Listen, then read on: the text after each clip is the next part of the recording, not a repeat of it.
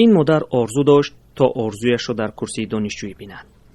اما کمبیزاتی مادری آرزو را به آرزویش نرسانید. مادر غمگین است که برای تحصیل پسرش پول پیدا کرده نتوانست. برای پول پیش چند شناسا رفتیم. او مبلغ داشتن و ندادن. و گفتا ایم نداره کم اقلا نمیتونه داده با همون سبب ندادن. گفتم قرض پرسیدم یکم کس نداد. سایبگین بویدقова چند سال است که اجاره نشین است. منتظر خانه است که باید شرکت ساختمانی کامل 2012 به او بدهد. پول را داده است اما بنا حالا آماده نیست. از این رو او را این شرکت در یک بینایش موقتا اجاره نشین کرده است. سایبگین میگوید توانست فرزندانش را درست تربیت کند. آرزو جمالزاده پسری سایبگین برای شامل شدن در دانشگاه ماشینشویی کرده است.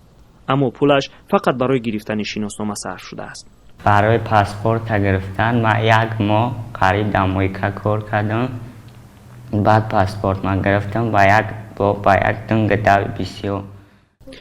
با وجود این همه پستی و بلندی، آرزو توانست از طریق مرکز تستی در فاکولته تاریخ و حقوق دانشگاه پولاب شهرنامه‌ای شامل شود. نداشت پول شهرنامه او را از حق دانشجو شدن محروم کرد. اکنون خودی آرزو تلاش دارد تا کاری کرده آرزوی خود و مادرش را عملی سازد. با این نیت به مادرش تسلی می دهد.